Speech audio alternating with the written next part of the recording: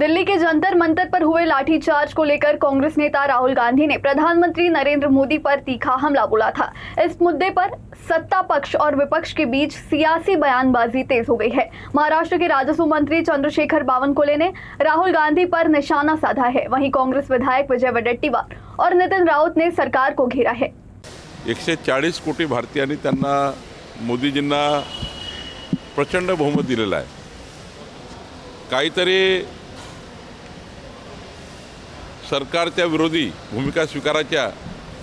खरं तर मी कालही सांगितलं की पेपर फुटलेला आहे, मान्यता आहे की ते चूक आहे, पण याचा अर्थ असा आहे की त्या धर्मेंद्र प्रधानजींनी पेपर फोडला किंवा सरकारने पेपर फोडला। एका सिस्टीममध्ये बदमाशी झाली आहे, ही जबाबदारी सरकारची आहे नाही असं नाही, पण त्याची दखल घेतली आहे सरकारने।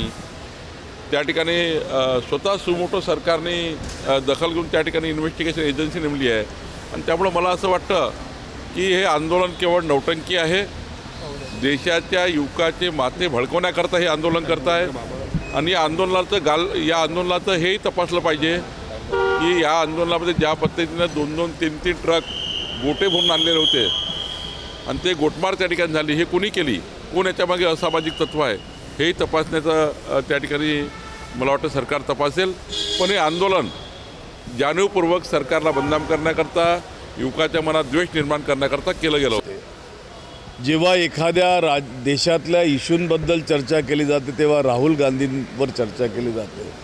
त्यांच्या मुखातनं झोपताना आणि उठताना गांधी परिवाराचं नाव येतं, त्याशिवाय त्यांना झोपसुद्धा लागत नाही। तर काल जे घडलं त्याची कल्पना त्यांना होती, कारण विद्यार्थ्यांचं आंदोलन सातत्यानं त्या ठिकाणी सुरू होतं। अशा परिस्थितीमध्ये त्याची कोणत्याही प्रकारची त्यांनी बाजू न घेता, बाजू म्हणण्याच्या ऐवजी त्याची दखल न घेता त्यांनी त्यांचं वर्तन हे निश्चितपणे या देशाच्या युवकांना त्यांची मनं दुखवणारं होतं। त्याबद्दल काय या ठिकाणी बोलावं।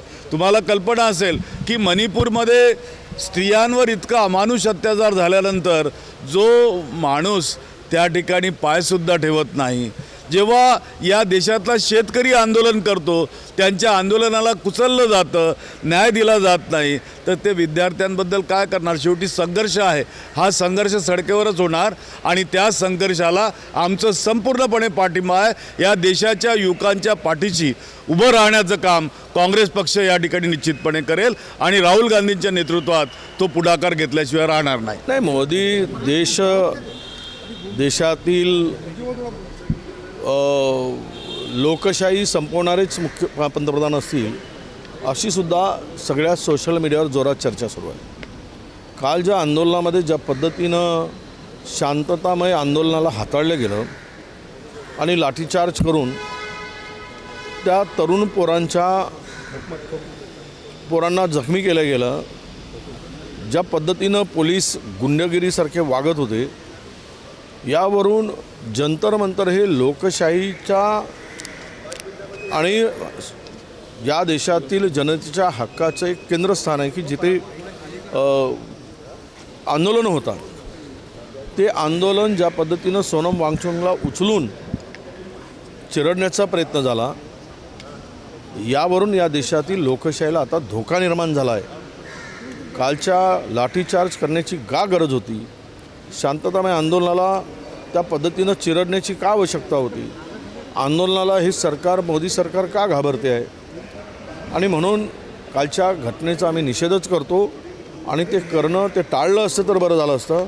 पण असं आहे की त्या कालच्या आंदोलनाला ज्या पद्धतीनं हाताळलं गेलं त्यामधून या देशातील तरुणांचा आता उद्रेक थांबणार नाही, हे आता मात्र सरकारने ध्यानात घेतलं पाहिजे।